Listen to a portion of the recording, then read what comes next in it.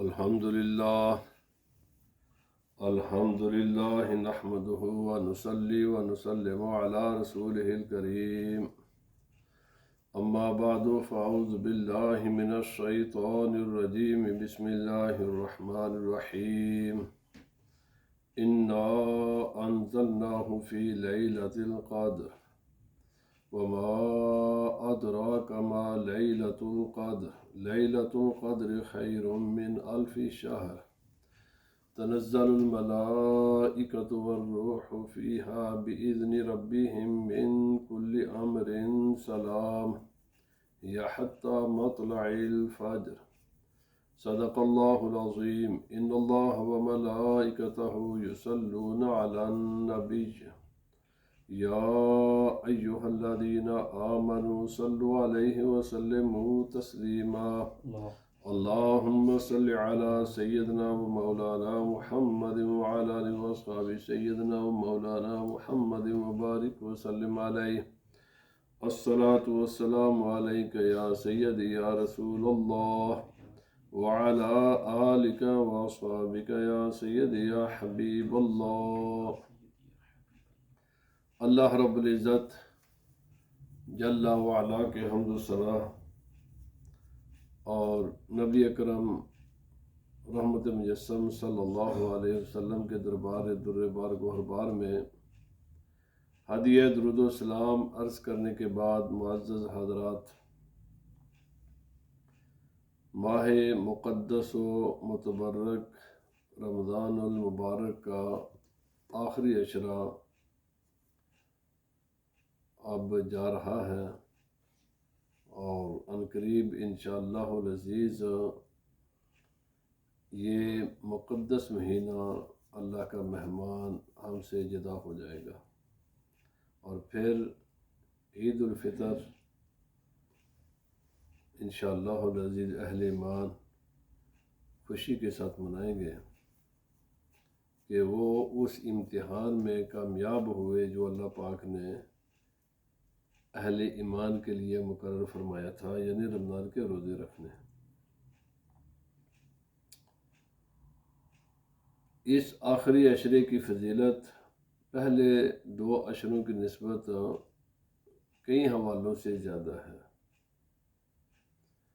ان میں سے ایک تو یہ ہے کہ اس میں اعتکاف رسول اللہ صلی اللہ علیہ وسلم باقاعدگی ساتھ ریگولر آپ اعتکاف فرمایا کرتے تھے، اور الحمدللہ اہل ایمان بھی دنیا بھر میں جن کو اللہ تعالیٰ نے توفیق دی ہے وہ اعتکاف کرتے ہیں، اللہ کے رضا کے لیے دنیا سے الگ تھلگ ہو کر یہ آخری عشرہ مسجدوں میں گزارتے ہیں۔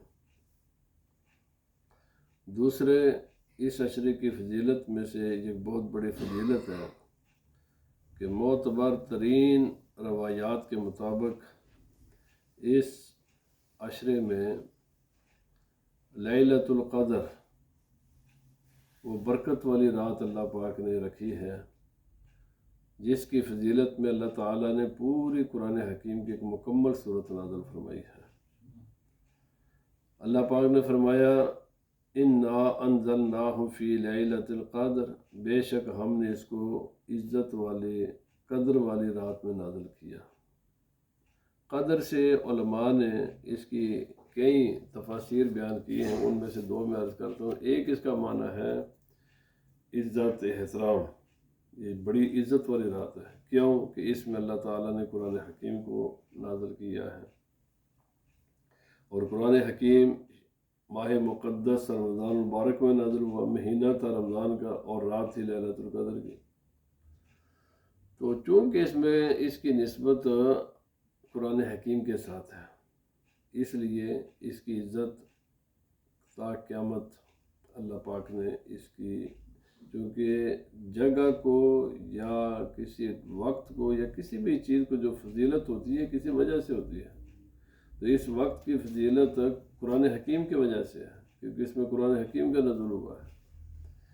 تو اگر اس کا معنی عزت، رسپیکٹ، آنر یہ معنی لے تو پھر اس کی وجہ یہ ہے، لیکن اس کا ایک معنی یہ بھی ہے کہ تقدیر جو اللہ تعالیٰ نے فیصلے فرمائے ہیں کسی بھی چیز کے لیے، ہر ایک چیز کا فیصلہ اس کے وجود میں آنے سے پہلے ہی اللہ پاک نے فرمایا ہوا ہے،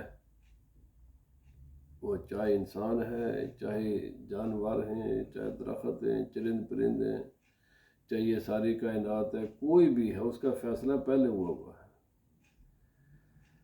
لیکن ان فیصلوں کا جو وقت ہے اور امپلیمنٹیشن کے احکام ہے وہ اللہ تعالیٰ اس رات کو نازل فرماتا ہے۔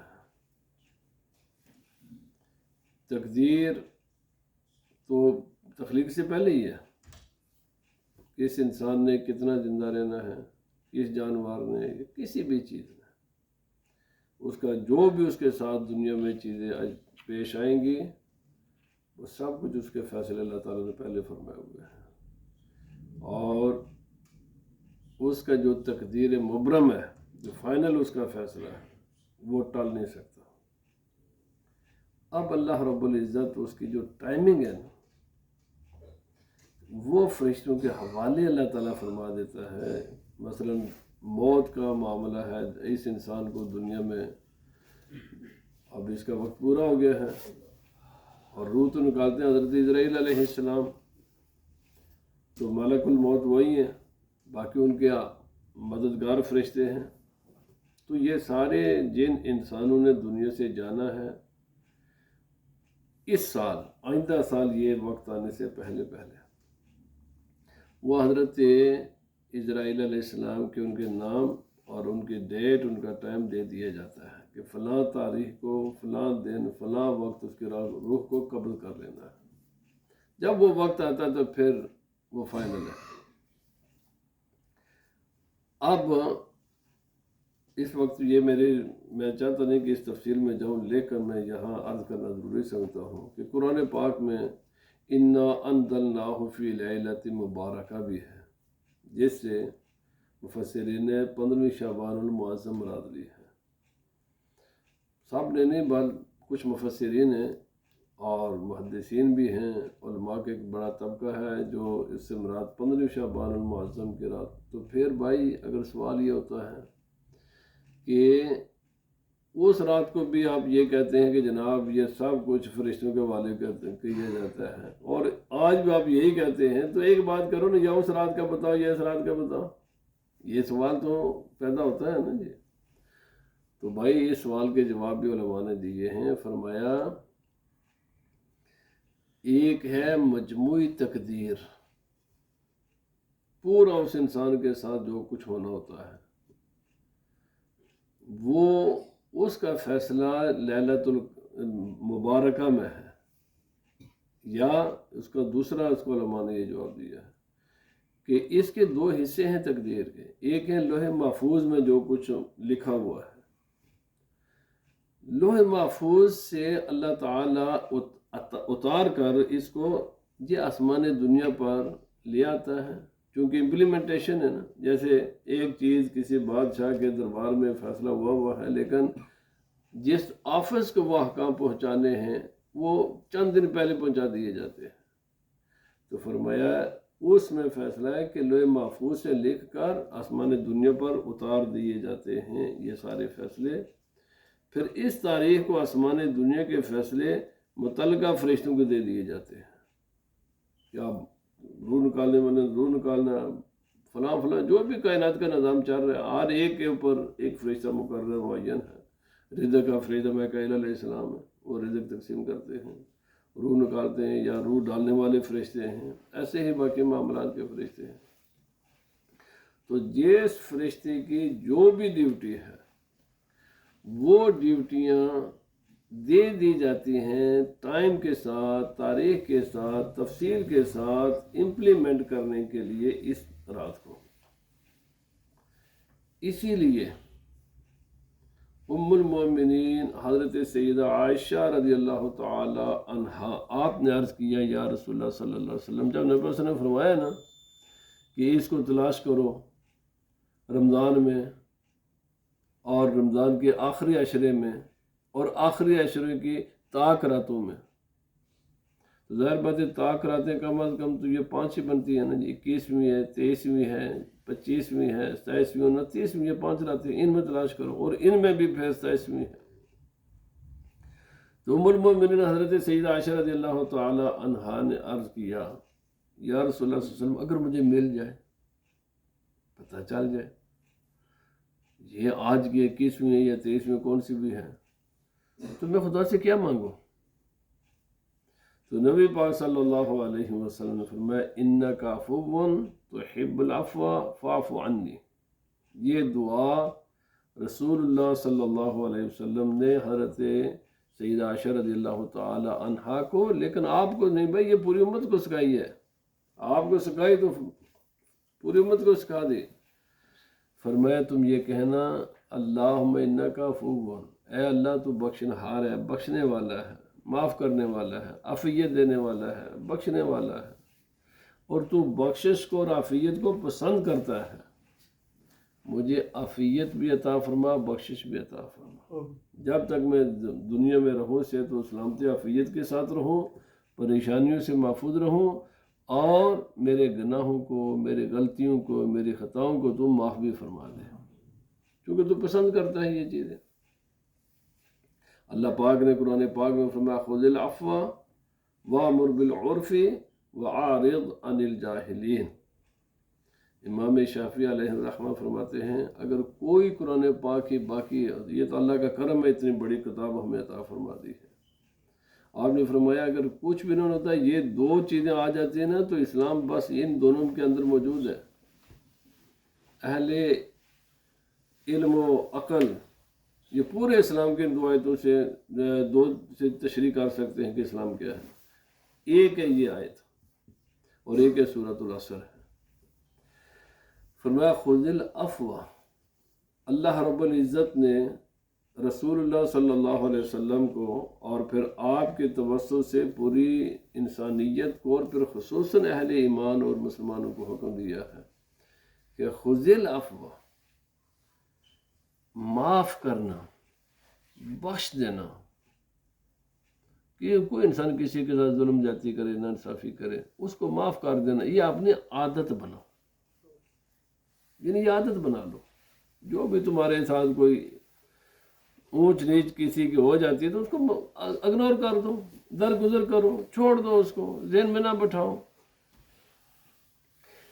معاف کرنا اپنی عادت بناؤ۔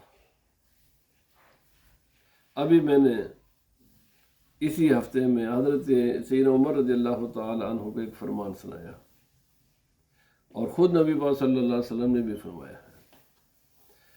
حضرت عمر رضی اللہ تعالی عنہ سے سوال ہوا، یا اپنے سوال کے بغیر ہی فرمایا جو آدمی تمہارے بارے میں، تمہارے حق میں اللہ کی نافرمانی کرے، کیونکہ اللہ تعالیٰ نے حقوق تو معین فرما دیے، کوئی ایسی کائنات کی کسی بھی انسان کا کوئی مسئلہ نہیں ہے جو معین نہیں ہے، مقرر نہیں ہے، کیا کر سکتے ہو کیا نہیں کر سکتے، تیرے کیا حق ہے، تیرے کیا رائٹس ہیں، ہر چیز مقرر ہے، ہر چیز مینشنڈ ہے، ہر چیز از ریٹرن، کوئی کائنات کی ایسی چیز نہیں ہے۔ اور صرف انسان کے نہیں ہے، جانوروں کے بھی حقوق ہیں، صرف جانوروں کے نہیں ہے، ان درختوں کے بھی حقوق ہیں۔ ابھی جنگ ہو رہی ہے نا، میں دیکھ رہا تھا بلا امتیاز بچوں کو مارا جا رہا ہے، سب کوئی بلا، یعنی جو تباہی انسان ہے، یہ شرمندہ انسان، سچی بات ہے، انسان یہ شرمندہ انسان۔ اسلام نے جنگ کے بھی شدید سخت ترین اصول رکھے ہوئے ہیں۔ انہی اصولوں میں سے ایک اصول یہ بھی ہے کہ آپ کسی بھی مذہب کی عبادت گاہ کو ٹارگٹ نہیں کر سکتے، وہ چاہے کوئی ہندو کی ہو، چاہے کسی عیسائی کی ہے، چاہے کسی یہودی کی ہے، کسی کی بھی عبادت گاہ ہے، نہ عبادت گاہ کو ٹارگٹ کیا جا سکتا ہے، نہ عبادت گاہ کے اندر کام کرنے والے جو لوگ ہیں، مذہبی لوگ، ان کو بھی ٹارگٹ نہیں کیا جا سکتا، وہ چاہے کسی بھی مذہب کے ہوں، ان کو ٹارگٹ نہیں کیا، ٹارگٹ کر کے ان کو قتل کرنے کی اجازت نہیں ہے۔ ایسے ہی عورتوں کو مارنے کی اجازت نہیں ہے، بچوں کو مارنے کی ہرگز اجازت نہیں ہے، بیماروں کو، کمزوروں کو حالت جنگ میں مارنے کی اجازت نہیں ہے، جو آدمی اپنے گھر کے اندر دروازہ بند کر کے بیٹھا اس کو قتل کرنے کی جنگ کے اندر بھی اجازت نہیں ہے۔ درختوں کو کاٹنے کی یا ان کو تباہ و برباد کرنے کی یا فصلوں کو یا کسی بھی گھاس بوس کو یا ان کو نقصان پہنچانے کی جنگ کی حالت میں اجازت نہیں ہے۔ یا جو پھلدار درخت ہیں یا پھولدار درخت ہیں یا کوئی بھی یا بلا مقصد بلا کسی وجہ کے درختوں کو پھاڑ دینا یا ان کو تباہ و برباد کر دینا نہیں ہے اجازت۔ جانوروں کو مارنے کی اجازت جنگ کے دوران نہیں ہے۔ اسی طرح کی بہت سی پابندیاں ہیں اسلام نے۔ بھائی جنگ کے کچھ اصول ہیں اور یہ اسلام نے تو سب سے پہلے اصول، اور یہ اسلام یعنی انٹرنیشنل بھی اصول ہے، ان اصولوں کی پابندی ضروری ہوتی ہے۔ جنگ ایک انسانی فطرت ہے، یہ تو ہوتی رہتی ہے اور یہ چلتی رہتی ہے، ہمیشہ چلتی رہتی ہے، لیکن اس کے کچھ اصول ہیں اور خود نبی پاک صلی اللہ علیہ وسلم ان کی سختی کے ساتھ پابندی فرماتے تھے۔ رات کے وقت جب آدمی لوگ سوئے ہوئے ہوں تو ان پر اٹیک کرنے کی بھی اجازت نہیں ہے۔ اسلام میں نہیں اجازت، جگہ بتا کر کرو، میدان میں آ کر کرو۔ پہلے پھر اس کے یہ بھی اجازت نہیں ہے کہ کسی بھی قوم کے ساتھ یہ جنگ کی جائے اور پہلے جو جنگ کا مقصد ہے وہ اس کو بتایا نہ جائے، بالکل اجازت نہیں ہے۔ پہلے بتایا جاتا ہے کہ ہم جنگ کرنے لگے ہیں اور بے خبری میں بھی نہیں کر سکتے کہ آدمی سوئے ہوئے ہیں، آدمی تو اپنے کام میں لگے تو چڑھ دوڑو ان پر۔ اور یہ بھی نہیں ہے کہ وہ اگلی جس قوم کے ساتھ کر رہے اس کو پتہ ہی نہیں کہ یہاں پر یہ جنگ مسلط کیوں کی گئی ہے۔ بتانا ضروری ہے کیونکہ پہلے 3 چیزیں جب تک یہ پوری نہیں ہوں گی، پہلے 2 کرنی پڑتی ہیں، اس کے بعد پھر یہ آپشن ہوتا ہے۔ پہلے وہ 2 ضرور، جب تک وہ دونوں کا فیصلہ نہ ہو جائے تیسری کا فیصلہ کرنے کی اجازت نہیں ہے اسلام میں۔ ایسے ہی بہت سی پابندیاں ہیں۔ میں یہ عرض کرنا تھا کہ یہ بچے، خواتین، مذہبی لوگ، عبادت گاہیں، یہ مکانات جدھر لوگ رہتے ہیں، ایسے یہ سب چیزیں پروٹیکٹڈ ہوتی ہیں اور یہ اسلام نے پروٹیکٹ کی ہے۔ اسی طرح نبی پاک صلی اللہ علیہ وسلم نے بہت سی پابندیاں، بہت سی اسلام نے پابندیاں لگائی ہوئی ہیں، یہ حقوق ہے۔ اچھا پھر آگ لگانے کی کسی بھی کو یہ بھی اجازت نہیں ہے۔ بہت سا مہنگا، اگر آپ اسلام کو پڑھیں نا تو اس کا آپ کو سارا پتہ چل جائے گا کیا چیز ہے۔ جنگ ایک نیچرل پروسیس ہے، یہ نہ کبھی ختم ہوا ہے نہ کبھی ہوگا، کیونکہ یہ اللہ تعالیٰ نے جیسے اب پیدائش سے پہلے ہی فرشتوں نے کہا تھا نا کہ یہ تو زمین میں خون بہائے گا۔ ابھی انسان وجود ہی میں نہیں آیا تھا تو بتا دیا گیا تھا کہ یہ دوسرے انسانوں کا خون بہائے گا۔ اسے بہانا ہے بھائی، یہ انسان کی فطرت میں ہے، یہ دنگا فساد کرے گا، یہ ہوتا رہتا ہے۔ اس کو نہ کوئی کائنات میں کوئی قوت روک سکی ہے نہ کبھی روک سکے گی، لیکن اس کے اصول ہیں۔ تو ابھی جو میں بات عرض کر رہا تھا کہ یہ ہے جو لیلۃ القدر، اس کی تقدیر، اس میں جو فرشتوں کے حوالے کر دی جاتی ہے، ہر چیز کے بارے میں فیصلے ہیں وہ اللہ اس کے حوالے کر دیتا ہے۔ اور نبی پاک صلی اللہ علیہ وسلم نے فرمایا کہ یہ دعا مانگا کرو۔ اور جنگ کے بارے میں نبی فرمایا کبھی بھی جنگ کے خواہش نہ کرو، یہ حدیث پاک ہے، بخاری شریف میں حدیث پاک ہے۔ مانگ کر دو، جنگ نہ لو، خواہشیں کرو کہ کوئی ہم سے لڑے، یہ بالکل ہرگز نہیں کرنی، جنگ کے خواہش کی اجازت نہیں ہے۔ جب لیکن آ جائے آپ کی تمنا کے بغیر تو پھر بھاگنے کی بھی اجازت نہیں ہے، آپ پھر اس کو فیس کرو، پھر فیس کرو اس کو ہمت کے ساتھ، طاقت کے ساتھ، قوت کے ساتھ اور صبر کے ساتھ پھر کھڑے رہو اس میں۔ تو بہرحال یہ قرآن پاک میں، حدیث پاک میں ہے، لیکن نبی پاک صلی اللہ علیہ وسلم فرمایا خدا سے جنگ نہ مانگو، خدا سے عافیت مانگو۔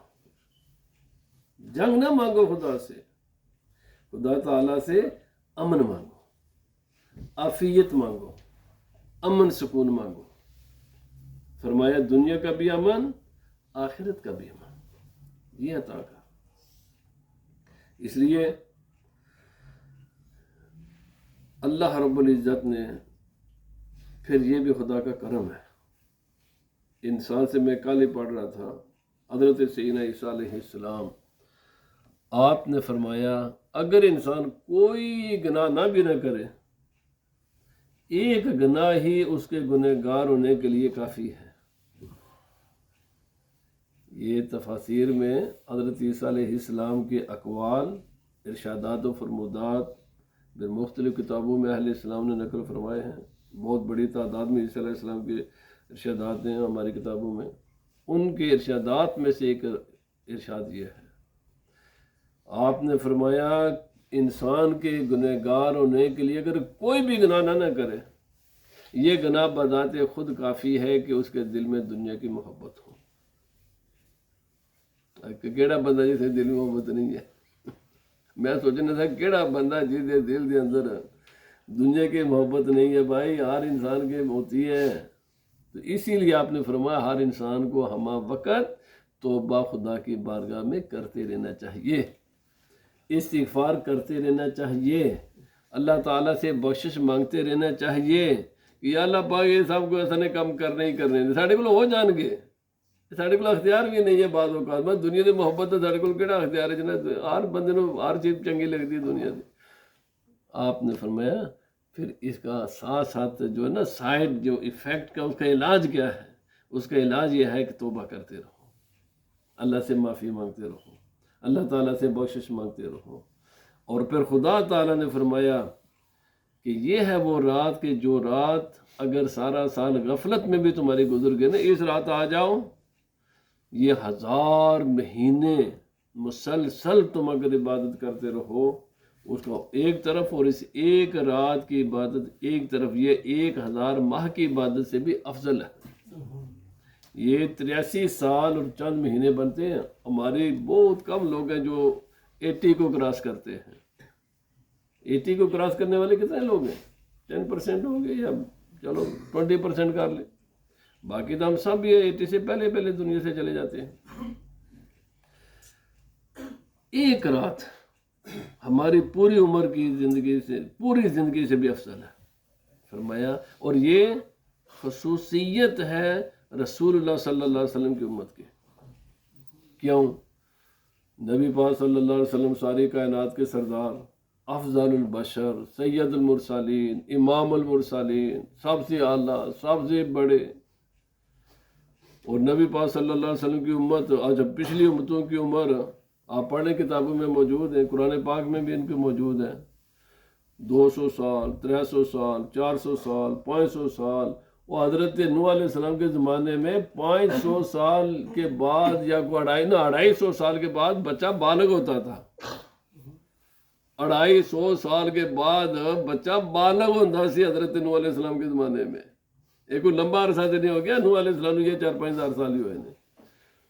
آپ کی عمر کتنی ہے؟ 950 سال تو قرآن پاک نے آپ کی تبلیغی عمر علماء فرماتے، ان کی عمر زیادہ تھی، یہ تبلیغی عمر ہے، یعنی آپ نے 950 سال تبلیغ فرمائی ہے، تو ظاہر بات ہے تبلیغ کرتا تو وال عمر تو ہو کے تبلیغ شروع کرتا نا جی۔ بہرحال بھائی ان کی لمبی لمبی عمریں، کتابوں میں آپ کوئی کتاب اٹھا کر دیکھ لیں، حضرت آدم علیہ السلام کی عمر بھی لکھی ہے، حضرت ادریس علیہ السلام کی عمر ہے، حضرت ابراہیم علیہ السلام کی عمر ہے، یہ سارے انبیاء کرام کی عمریں لکھی ہوئی ہیں کتابوں میں۔ پھر ان کی ظاہر بات ہے جتنی عمر ان اللہ کے نبیوں کی تھیں اتنی تو ان قوموں کی بھی عمریں ہوئی ہیں نا اتنے۔ حضرت نوح علیہ السلام کی تو 950 سال، تو ظاہر بات ہے اس زمانے کے لوگ بھی اتنے لمبے عرصے۔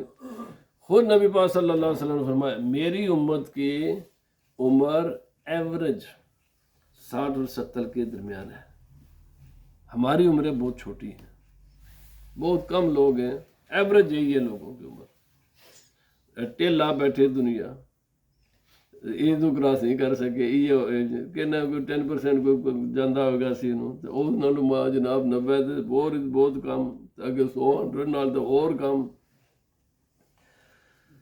نبی پاک صلی اللہ علیہ وسلم نے جب دیکھا نا ان کی لمبی عمر ہے، میری امت کی چھوٹی عمر ہے، خدا سے پریشان ہوئے. اچھا یہ تو جناب وہ لے کے آئے گا 900 سال کی عبادت ہے، میرا بیچارہ امتی اس جن کام بھی کر رہے ہیں، سارے معاملات بھی کر رہے ہیں، یہ کی بنے گے تو پیچھے رہ جان گے. اللہ پاک نے پھر یہ سورت نازل فرمائی تھی کہ محبوب فکر نہ کرو، عمر کو میں نے ان کو زیادہ دی ہے لیکن اجر میں آپ کی امت کو زیادہ دوں گا. وہ ایک رات بھی ان کی وہ اس کے یعنی اتنی بڑی عمر میں والوں ایک رات کا مقابلہ نہیں کر سکیں گے. اس ایک رات کی عبادت 83 سال کی عبادت سے بھی افضل ہوگی. اللہ پاک ہمیں عمل کی توفیق عطا فرمائے. چلو سنت آپ اذان پڑھیں جی، سنتیں پھر ایک دو اعلان ہے اور اس کے بعد انشاءاللہ بند کر دیں.